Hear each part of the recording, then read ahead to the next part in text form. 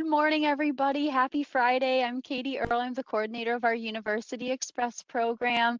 And I work for the Erie County Department of Senior Services. And we're joined with Lee Coppola this morning. He's going to be our speaker.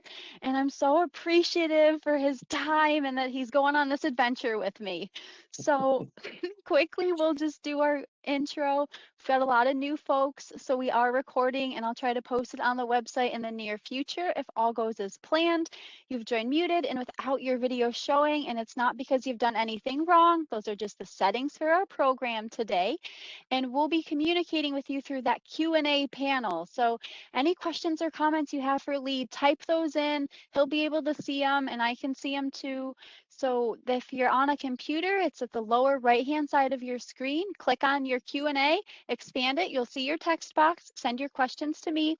And if you're on a tablet or smartphone, touch your screen. That brings up your control panel. You'll see a circle with 3 dots, and then you'll be able to find your Q&A. So same thing for you. Send your questions to me. And yeah, we'll thank our sponsors quickly. It's my Department of Senior Services, Blue Cross Blue Shield of Western New York, Excelsior Orthopedics, and Wegmans for all their support. And Senior Services is at 858-8526 if you ever need anything. All right, enough of that stuff. Let's learn about the star of our show. Oh, God. It's you, Lee, I promise. Lee Coppola is a veteran newspaperman, television investigative reporter, and federal prosecutor. He retired in August of 2011 after serving for 15 years as the first dean of the Russell J. Jandoli School of Journalism and Mass Communication at St. Bonaventure University. It's now known as the Jandoli School of Communication. As a professional journalist, he won more than 30 local, state, and national awards. He specialized in covering the Mafia during his years as a journalist and wrote a series of articles about the witness security program that was the basis for a book and movie. In 2012, he was inducted into the Buffalo Broadcasters Association Hall of Fame. And in 2015, he was named a distinguished graduate of St. Bonaventure's journalism program. He's here with us this morning. Lee, thank you. Take it away. Well, I guess here in cyberspace, because I've never done this before. Actually, I've never really given a lecture with my shorts on. And so I'm wearing Bermudas, but I do have clothes. I just want to let you all know that. And after that introduction, Katie, a lot of people wonder whether I couldn't keep a job. And that's probably some of the things that, people wonder about. Well, it was a crazy career, but one that I really enjoyed. I think the most difficult part about it was going from newspapers to television, because in newspapers, you were always anonymous and people don't know who you are and they see your name in a byline, but the only people who read bylines are your family members and friends. And in fact, I was interviewing a judge once, and I introduced myself, and he said, I've seen your byline, but I always thought you were a woman. And that's nice because my wife is also named Lee, so it kind of makes it easy that way. But it was a difficult transition because, as you said, you called me a star.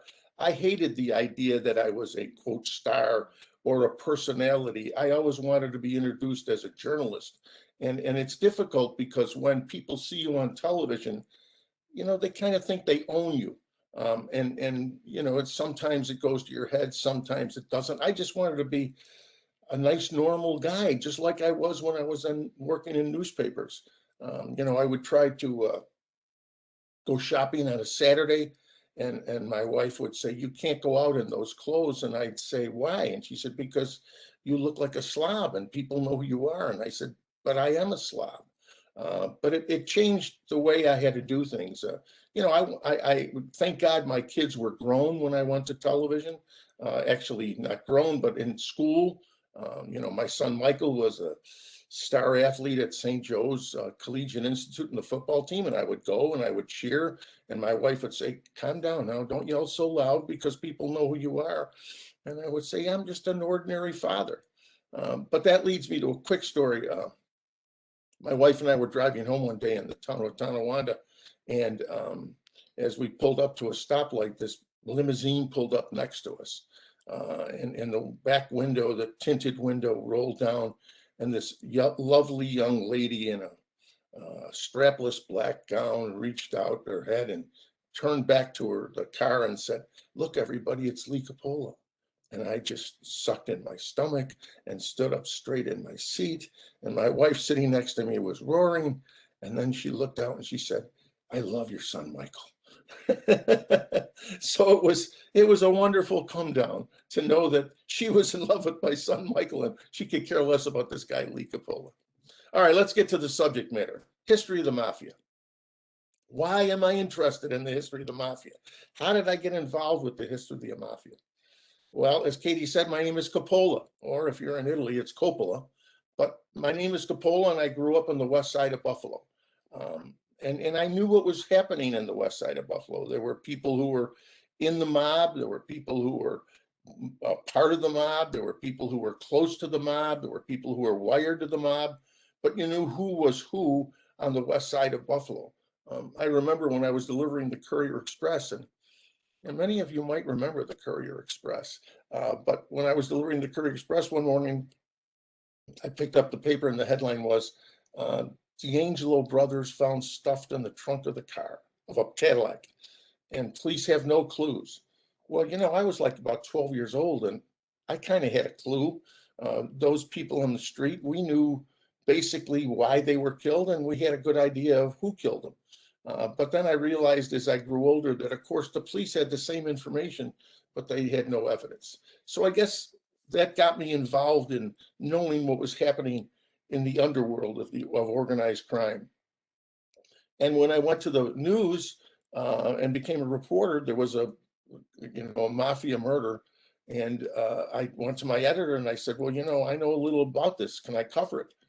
And he said, "Well, okay, go ahead." And basically that was the beginning. You know, I had friends who I grew up with.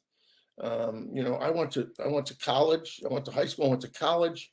They went to a different school. You know, they went to burglary school, and many of them, I shouldn't say many, but some of them became criminals, and some of them became made members of the mafia. So let's talk about this place, this thing called the Mafia. Let's start with a geographic lesson. So let me have that first slide, Katie. Well, that's not the one, but okay, here we are. The Mafia started in Sicily and is still in Sicily. And as you can see from this slide, Sicily is kind of like the football that Italy is kicking. And just about anybody who had a rowboat and a bow and arrow or a rifle invaded Sicily over the centuries. The Mafia started in the 14th century. And at the time, France had invaded Sicily and occupied Sicily. And lore tells us, I don't want to say history, but lore tells us that some French officers invaded the home of a woman, a girl who was going to be married the next day, and raped her. And that outraged the villagers in that community in Sicily. And they decided to create a group of people to protect them against the invaders. And that was the beginning of the Mafia. It was something good. It was a protective entity to protect people against all these foreigners who kept invading Sicily. So where did the name come from? Why the name Mafia? Well, some people say, and let me see the next slide, Katie. Some people say it was the words for in Italian for death to French who come in Italian cry. Well, let's put it. The word is death to the French is Italy's cry. I kind of don't believe that because Italy didn't become unified with Sicily until 1846. So consequently, in the 14th century, I don't think it would have been Italy's cry. I believe really that it started in the village because the mother of the young lady who was raped went screaming out of the house, "Mafia, Mafia, my daughter, my daughter." And I think that was the cry that the villagers took up in creating this organization to protect them and their fellow villagers. Next slide, Katie. Now, Well, that's the one. We're a little bit of ahead of ourselves. So we'll go back a little ways. All right. So this organization was created and it became a kind of a government unto itself in Sicily. And as many organizations do, they're founded on good, but it became very corrupt. Why don't you go back to the other slide, Katie, because that's disconcerting. And go back to the map. All right, let's leave it there. This organization that was formed, this mafia thing that was formed, was created, as I said, to protect the villagers of that village, and it spread throughout the island of Sicily. And it became corrupt, and it became a government unto itself. If you wanted to get anything done in Sicily during the period of the mafia strength, and even to some extent today, you needed to go through the mafia and those people who ran the mafia. And it existed because if you belonged to the mafia was your first family. There was no other family. Your children, your spouses, your parents, the family was your mafia family. And you had to have extreme loyalty to that. So one of the tenets that strengthened the mafia and made it such a strong organization was the fact that it had loyalty from its members. And it also had violence.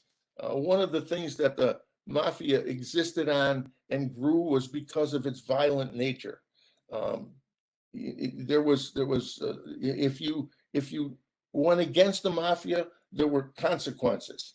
So as I said, it evolved into its own government, a government founded on loyalty, a government founded on violence, and another thing, a government founded on omerta. Omerta is the mafia code of silence. You weren't allowed to speak about things that happened within your mafia family to anybody outside the mafia family.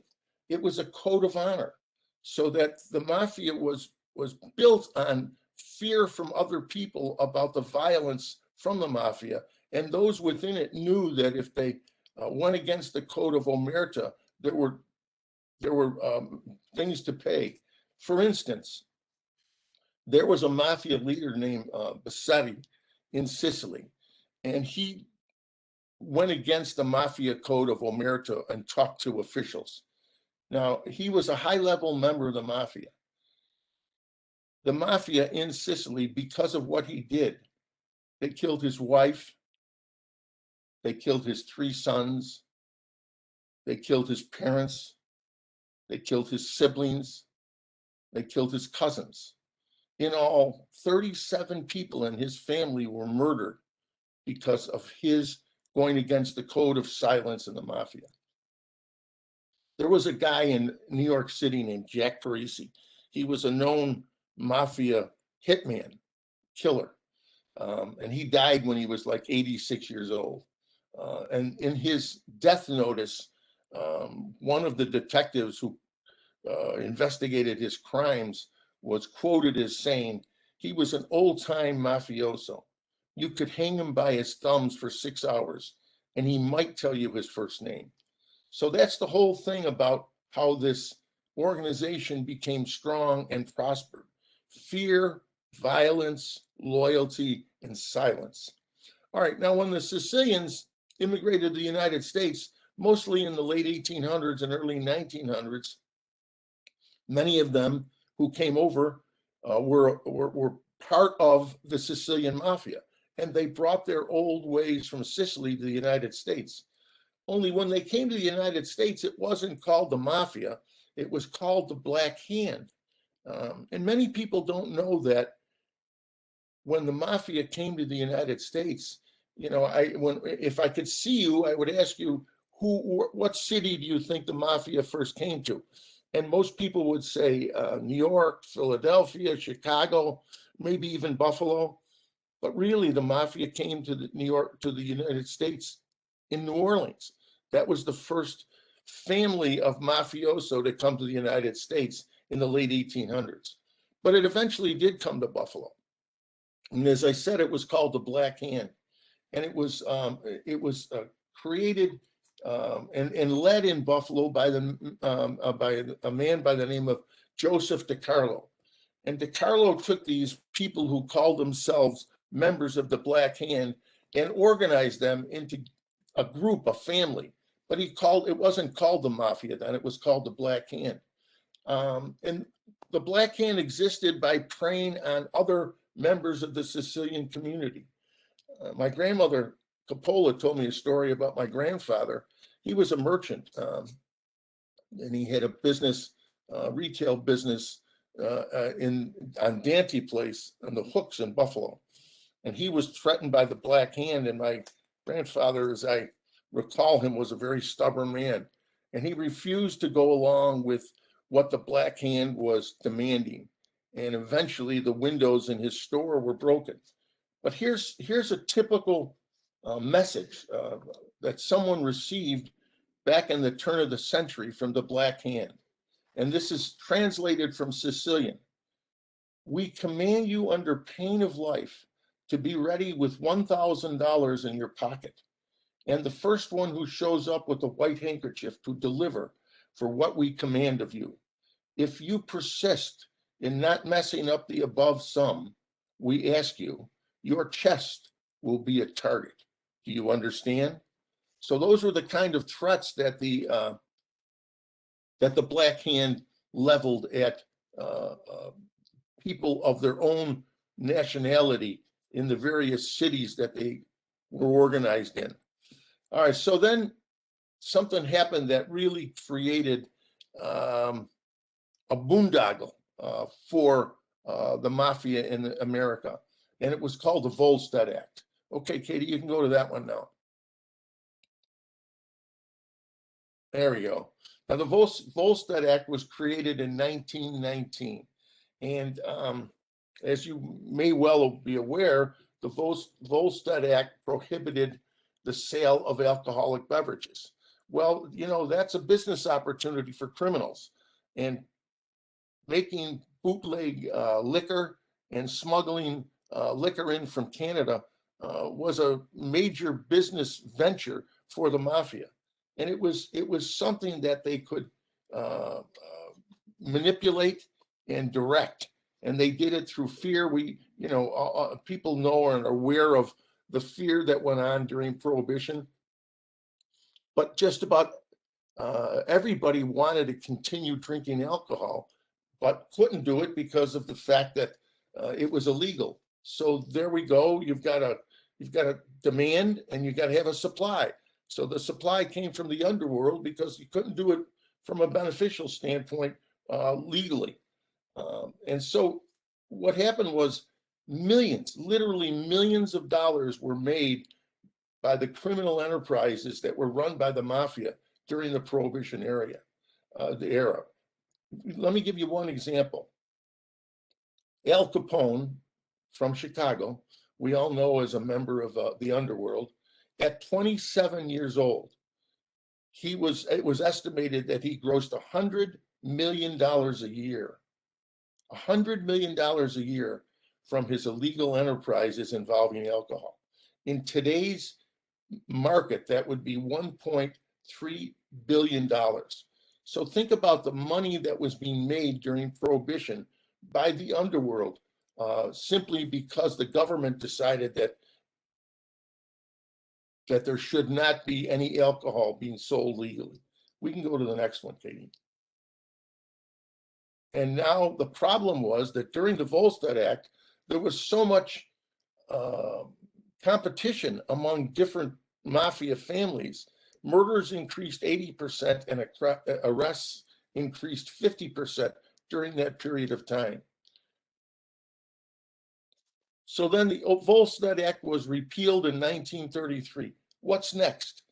The Mafia had to create an organization that would be able to keep illegal activities going in some semblance of form. There was so much warring going on after the Volstead Act against between and among various Mafia families that it was decided to create a national commission. Lucky Luciano gathered 26 different families from across the United States and created what is now known as La Cosa Nostra. Again, loyalty to family, omerta, was a critical part of this. One of those families was Buffalo, and one of the families was headed by Stefano Magadino. Now, Magadino was a mafioso in Sicily, came to the United States, lived in Brooklyn, and in 1921 moved to Niagara Falls, New York. He was strong in the mafia, and he took over Joe DiCarlo's operations. He and DiCarlo had not a war, but a meeting of the minds, and DiCarlo took his operation to Youngstown, Ohio. But Magadino was the central figure in the Buffalo underworld, the Buffalo Mafia, for more than 50 years. And his empire, and we can go to the next slide, Katie. His empire, as you can see from this slide, went up to Canada, into Montreal, went down into Pennsylvania to Scranton, and went west over to Youngstown, Ohio, and of course, east past Syracuse. Everything that happened within that geographic area was under his control. He was, as I've been told by people, he was the kind of man that if he was a businessman, he could run a Fortune 500 company. That's how smart he was. And he did things that were different. He wasn't someone who was flashy. He wasn't someone who went out cabareting. He had his brother Antonino do most of his difficult tasks. Many people in the Buffalo Mafia thought that Antonino was the Godfather, but the Godfather was really Stefano. A couple of stories about him that I find interesting. In an attempt to kill him, several members of a competing organization placed a bomb at the door of his house. Unfortunately, his sister was the one who opened the door, and she was killed. Magadino took in her 3 daughters and raised them as his own after his sister died. And because his brother-in-law was connected to the people who were trying to kill him, he didn't have him killed, but he had him sent to New Jersey to take part in another mafia family, because he didn't want the 3 daughters to be fatherless. So he rationed out that. Now, several weeks after his sister was killed, 3 men on a porch on the west side of Buffalo were gunned down and murdered. And that was in retaliation for the attempt on his life and the death of his sister. So he got even in the way he was taught to get even. Another incident that sticks out in my mind and really shows his acumen and diplomacy, so to speak, is that one of his lieutenants was skimming off the top of his profits, and there was a meeting of the commission, his insiders, and the people on his inside wanted to have this lieutenant of his killed because of what he did. And Magadino said, no, we're not going to kill him. We're going to strip him of his powers. They were going to ostracize him, so to speak, although I don't even know if they knew what the word meant. But they were going to ostracize him. And so they took away all his power and authority as a lieutenant in the mafia. He owned a parking lot across from the Statler Hilton. Oddly enough, that's where the federal courthouse is now. But he owned a parking lot there. And those people who were his underlings when he was in power would pull their cars in, their Lincolns and their Cadillacs, and they would put them in park, and they'd yell at him, "Park my car." And if he would walk down the sidewalk, they would cross the street and spit. Well, 6 months after he was ostracized, he killed himself. He took a gun in the shower of his house on Busty Avenue and blew his brains out. Now, Magadino didn't kill him, but in effect, Magadino did kill him, because he took away what gave him life. He took away what gave him a purpose for living. So consequently, those are the kinds of things that I found that Magadino excelled in, if you so to speak. He excelled in the fact that he could control his family, not necessarily by violence when needed, but tact when it wasn't needed. And to see how wealthy he was, I came across a report when I was doing research on one of the stories I was writing, and the report said that there was a card game that Magadino's crime family ran. It was a game called Sigonette. A lot of Italians played Sigonette games, and it was a very, very lucrative game. Thousands and thousands of dollars being bet. 1 week's take from one game to Magadino, according to this report that I read, was $25,000. Now, this was in the early 1950s. $25,000 a week from one illegal activity in one specific locale. Think about all the other things that were happening all over his regime, so to speak, and how much money he was making. We'll never really know. Well, after the Volstead Act was repealed, there was a necessity to find out, to find other ways to earn money. You can go to the next slide now, Katie. What do we have here? Ah, there we go. And so the mafia, the underworld, decided to go into gambling, bookmaking, the numbers racket, prostitution to some extent, and labor racketeering, which many of you may have heard of a Labor's Local 210, which really was created by the Buffalo Mafia and was led by the Buffalo Mafia, directed by the Buffalo Mafia, managed by the Buffalo Mafia. If you had a position in Labor's Local 210, that means you were wired and known or a member of the Mafia in Buffalo. It was almost like you knew who was control of the Buffalo Mafia by who was running Labor's Local 210. So these are the kinds of things that the Mafia existed on after Prohibition was repealed in 1933. Now think about it. You got gambling, you got bookmaking, you had horse racing, you had the numbers racket, prostitution, as I said, not so much, but still a little element of revenue, and then labor racketeering, which provided the jobs that mobsters needed to be legitimate or to be considered legitimate. If you had a job in local 210, then you were getting a salary. And so you were a legitimate person, so to speak. Whether or not you showed up to that job, you never knew, because what the labor union would do is create and force contractors to hire people in no-show jobs, because those people in no-show jobs would do things like pass out betting slips, take care of the gambling in that particular job site. So it was labor racketeering was helping fuel the revenue from all the other sources of the Mafia's enterprises. Okay, Katie, go to the next one.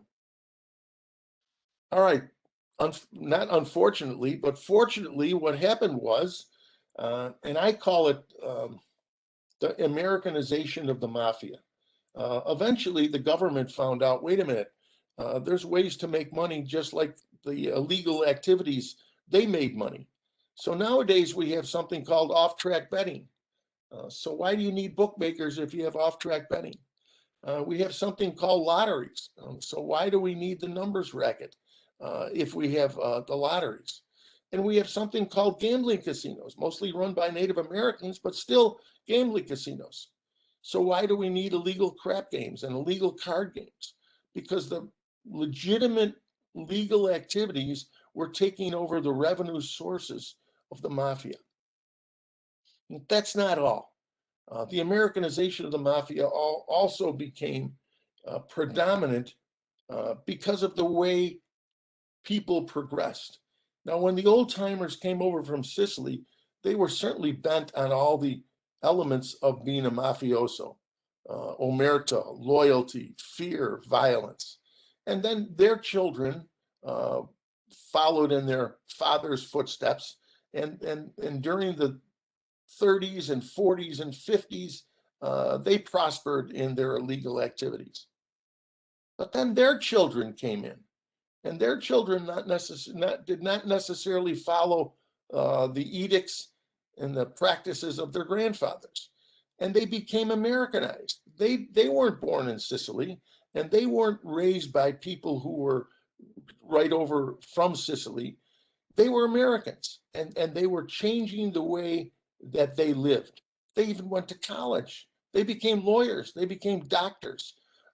They became successful businessmen. So consequently, the Americanization of the mafia diluted the power of the mafia, diluted the loyalty of the mafia. And of course, because the government came in with legal activities, diluted the revenue sources of the mafia. And also, during the 60s and 70s, the industrial Rust Belt cities, as they're called nowadays, started to lose their workforces. Those blue collar jobs at Bethlehem Steel and at Republic Steel and at various other factories were now going away. And those were the sources that the laborers local and the men who were in those jobs and those places were getting revenue from in illegal gambling.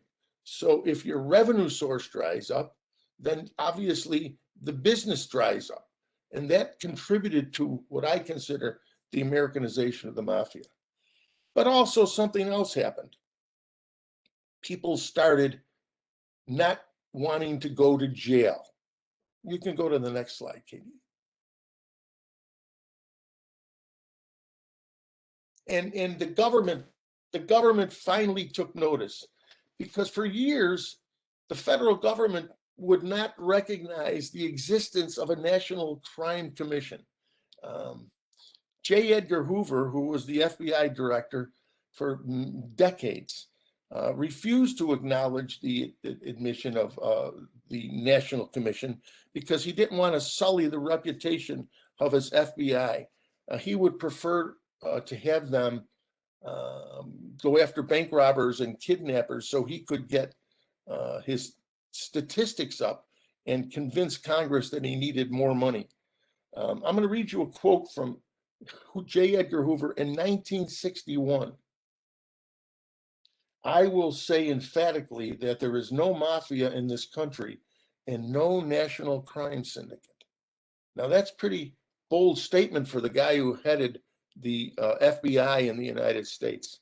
But anyway, the federal government finally got involved and created something called the Racketeer Influence Corrupt Organization Act, RICO, in 1979.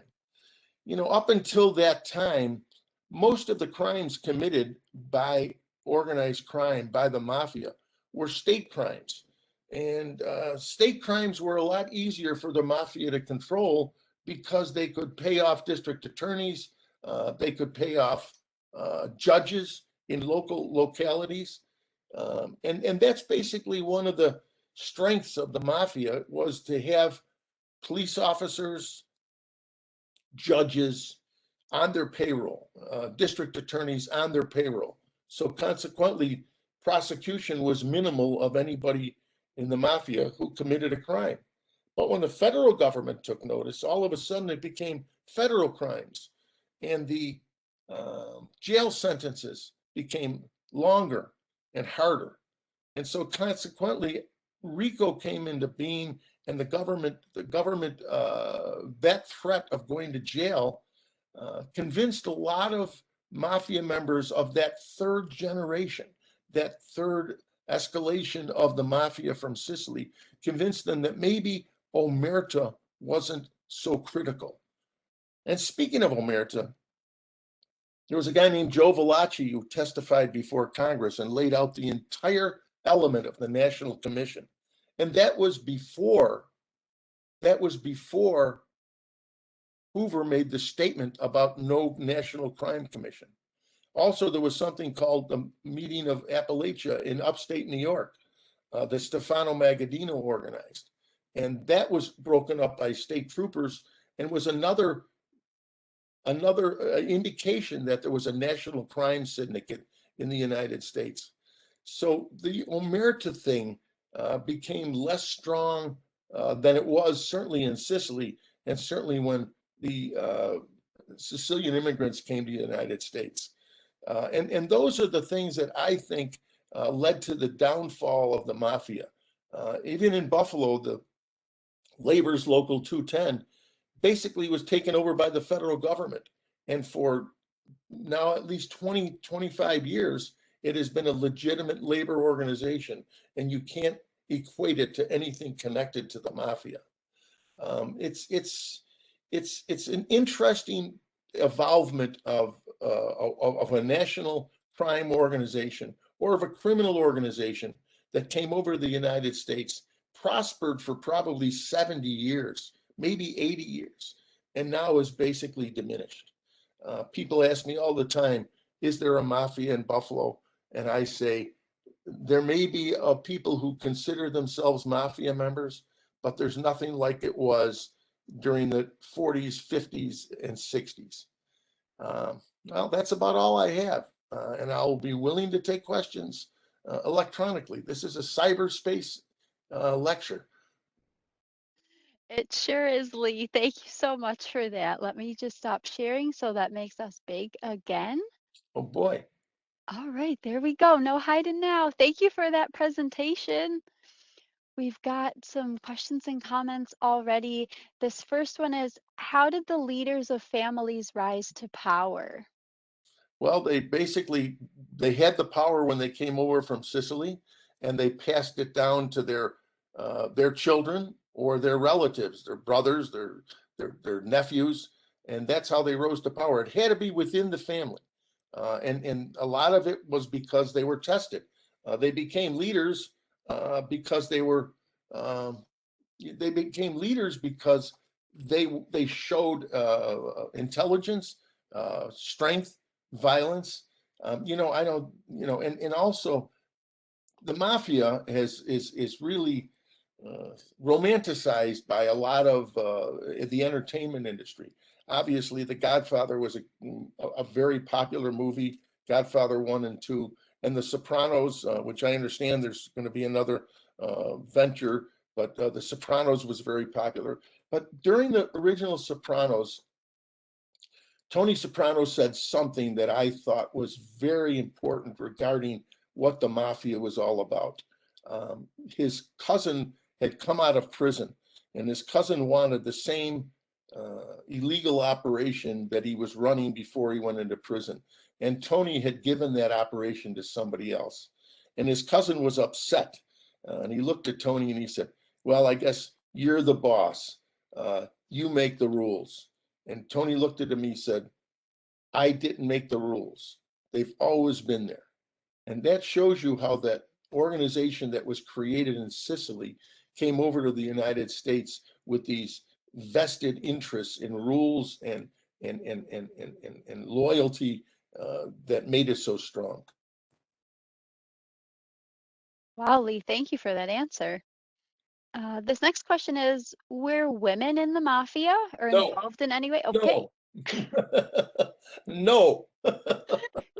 But it's funny because at home, many of the women were strong, but they were never involved in the mafia, although I understand that some of them did help make bathtub gin and run stills in their attics and basements during Prohibition. Okay, thank you for that. So we have a couple people wondering the same thing, so I'm just going to pick out one of these. Were you ever concerned for your safety while you were reporting things like this? People ask me that all the time. My wife, of course, would have preferred that I write the garden column at the news instead of covering the mafia. And I just never, I was never afraid except once. I was a little concerned once. I had done a story I had gone to Vegas because I had information that the Buffalo mob was meeting with colleagues from California to try to take over the Las Vegas mob. The head of the Las Vegas mob had been found dead in a Kansas cornfield, and so the territory was open. And I went there and had a source in Vegas who gave me surveillance pictures of the Buffalo people meeting. And I came back to Buffalo. I was on television at the time. And I did my story. And in the story, I mentioned one of the persons who I had been writing about in the past, doing stories about in the past. And this particular individual had moved recently from his home in Buffalo to a suburb in one of the Buffalo suburbs. And apparently my story appeared on that was on Channel 4, I believe, and it appeared on a Tuesday or a Wednesday. And his 9-year-old daughter, who had been invited to a slumber party by one of the neighborhood girls for that Friday, was called after the story appeared and told she was no longer invited to the slumber party. And the daughter was obviously traumatically upset and cried, and the father was furious. And according to my source, he convened his family, his group, and I was called by a friend or source and told, "Now you've done it." And I said, "What do you mean? I've always done stories about him." And he said, "Well, this is over beyond the borders of it. He's furious, and he's assigned a job to a man I know who was a hitman." And I said, "Are you serious that he is really intense on having me done in?" And he said, "Yeah, he's that mad." Well, I was a little concerned because I knew the guy who was given the assignment was a well-known mafia hitman. But I'm here. The hitman is long gone.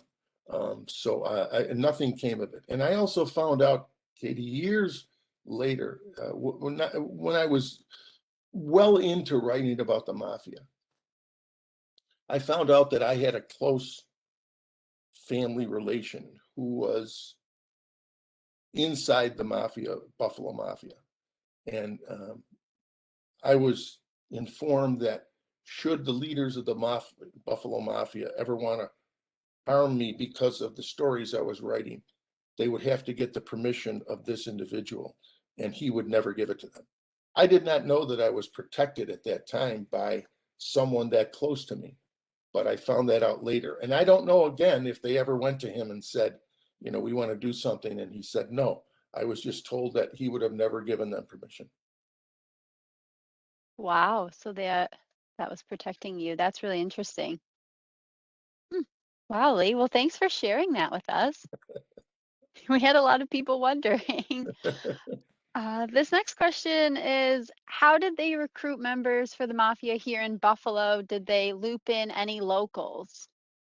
Well, only if they were connected through the families that came over from Sicily, down the road. Um, I don't think, from what I know, that they went out and put up signs now hiring for the mafia. But you had to know someone. You became involved because, and again, it could be from the neighborhood. I knew people who grew up, were friends with people who were wired to the mafia and became involved in mafia activities.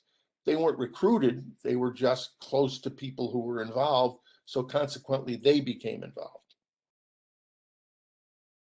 Uh-huh, thank you.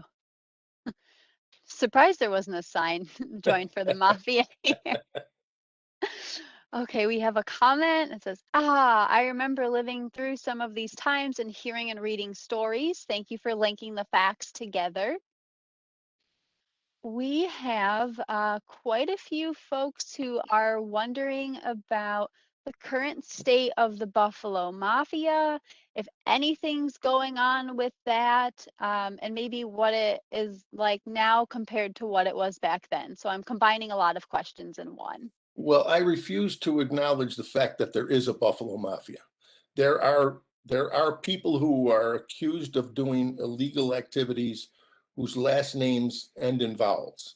And some federal authorities insist on claiming that that indicates that the Buffalo Mafia exists.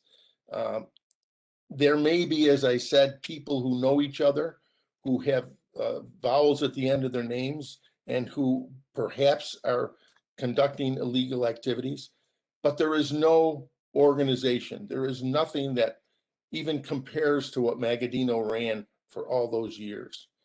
It's just ludicrous to think that the mafia exists in any shape or form that it did when it was thriving throughout the early parts of the 20th century. All right, thanks, Lee. We have someone that's giving a comment saying my husband's grandparents owned a club in Buffalo that had the secret room in the back that held mafia meetings. Yes, and well, let me see. Would it have been a restaurant? It was Club Rendezvous. Oh, okay. Well, that's very. Also, there's a restaurant in Niagara Falls that had a back room also for mafia meetings, and there was a restaurant on Lower Terrace that had a back room for mafia meetings. And this is what happened.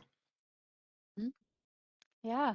This comment is, like you said, not all the people within the mafia were bad. I knew a man who had a major business that was a real friend. It wasn't until many years later that I found out he was connected high up in the mob.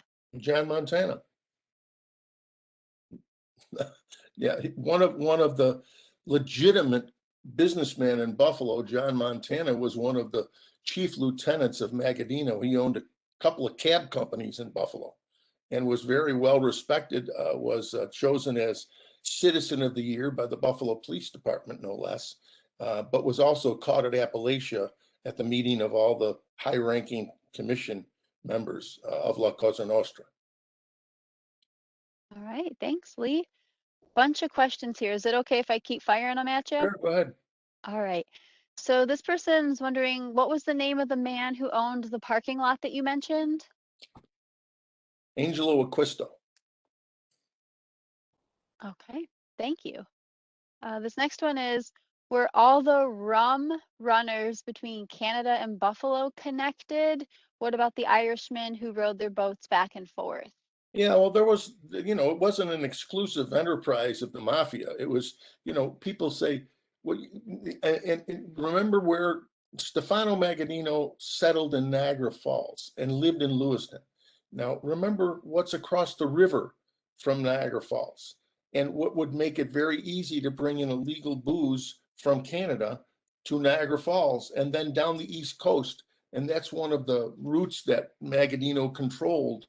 But he didn't have an exclusive right to the water, and certainly the Irish could bring in, and there was also a big group of Polish organized criminals who during Prohibition made a lot of money.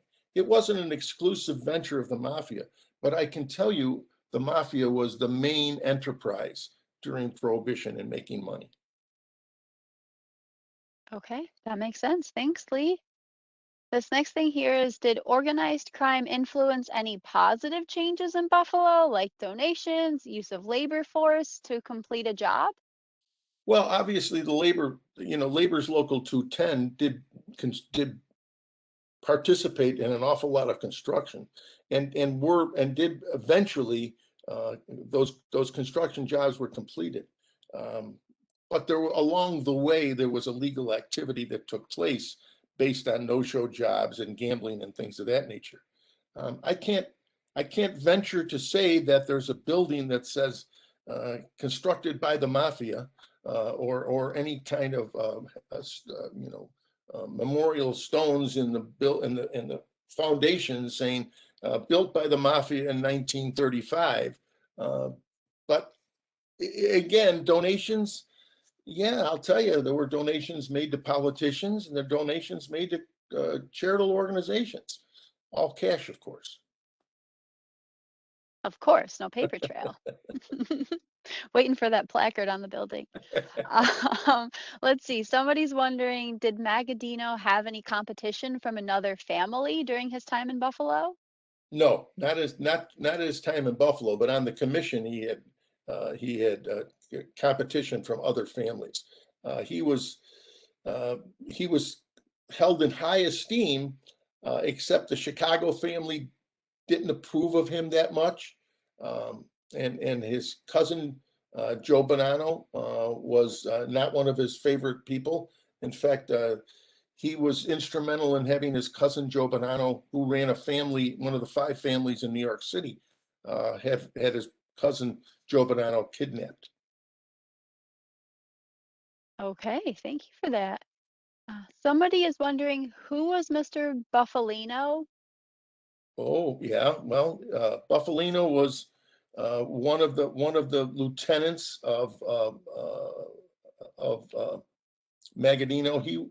He, as I recall, his domain was basically in northern Pennsylvania, north of Philadelphia. Rosario Buffalino. His element was that part of the Magadino Empire. Okay, thanks, Lee. I'm so impressed by your memory of all of these names and information and keeping it straight. Holy cow. Okay, this group is wondering, why were the Aquino brothers killed? I understand their mother had a boarding house in downtown Buffalo. At one point, my grandfather boarded there. Well, I wish I could tell you specifically why they were killed, but I know they did something nasty that ticked off those leaders of the Buffalo Mafia. We'll leave it at that. Thank you. This person says, you didn't mention drugs. Well, I didn't mention drugs because drugs came uh, into the mafia's nomenclature later on. And those old time mafia members really were disparaged getting involved in drugs.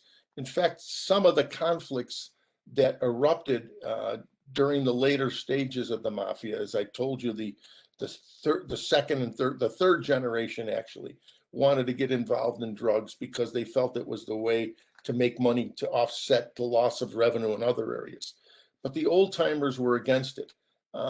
Certainly there was drug activity, but I don't key that to the strength of the mafia during the prohibition areas and the decades following it. I think that the drug activity came into being probably in the late 50s and 60s, and has never really been as organized as the other criminal enterprises were. Okay, thank you, Lee. We have somebody's wondering, was Batavia involved? Well, every little town, when I was at St. Bonaventure, they kept asking me, wasn't Olean a part of the Buffalo Mafia? Well, if you were in Magadino's empire, yeah, you were a part of the Buffalo Mafia. So I would, not that I can specifically point to a place in Batavia, but I could say that if there were illegal activities happening in Batavia, that the Mafia controlled them. Okay, thanks, Lee. We're winding down here, just with time and with some of the questions. So this is a comment. It says, we musicians sometimes like to go to the Roseland restaurant in between playing shows downtown, John but Camilleri. but they say we always felt conspicuous carrying our instrument cases inside. Well, Roseland, Roseland didn't become famous until John Camilleri was murdered outside the restaurant on his 64th birthday.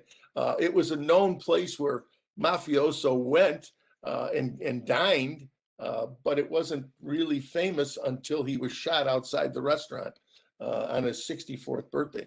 In fact, I was doing stories about that murder, and the owner at the time of the restaurant, who I knew, called me at the paper. And I thought, when he was, it's Lee, it's such and such. And I said, oh, he's going to yell because I'm writing stories about Roseland's.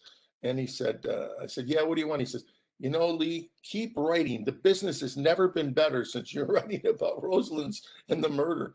And they left the bullet holes in the front of the restaurant for years so people could see where he was killed. Wow, okay. My own question here. Was there a significance to the 64th birthday? No, I think that's no. He was having dinner with his mistress, and you know, they he had to leave the restaurant to go to a wake, I believe. And when he was returning, there was no significance to kill him on his birthday. I think it just was that's the day that I don't even know if they knew it was his birthday. That definitely sends a message, I would think. Yeah. Okay, a couple more things here. Somebody's wondering, did Magadino have a relationship with the Catholic Church? Well, he was buried in the Catholic Church. I would imagine that he had a relationship. I'm not, I can't say that he went to mass every Sunday, but people do say that he was faithful to the church, Okay, and thanks, Lee. he did own a funeral home, so obviously he dealt with the church. It's true. This person is wondering, is there a book or website that lists the major family names that were active in Buffalo? Yeah, I would say that the best accounting of the Buffalo mob was written a two-volume book by Michael Tona called DeCarlo, Buffalo's First Family of Crime. And it really is an amazing piece of work, which lists just about everybody who was involved in the early days of the mafia, up until I would say the 60s and 70s. And it's Mike Tona was the nephew of a judge, and the judge introduced him to um, Joseph DiCarlo, who was the son of the Joseph DiCarlo who came over from Sicily and turned the Black Hand into an organization. And that Joseph DiCarlo ran the Youngstown, Ohio enterprises for Magadino and told all kinds of stories from his perch at Santa Ciero's restaurant on Niagara Street. Uh, Wow, thanks, Lee, for that. I'm seeing two more things here. So let's just end with that. Let's see. Did the Mafia bring cardoons to Buffalo? I don't know what that is. I'm sorry. Maybe I shouldn't have asked it.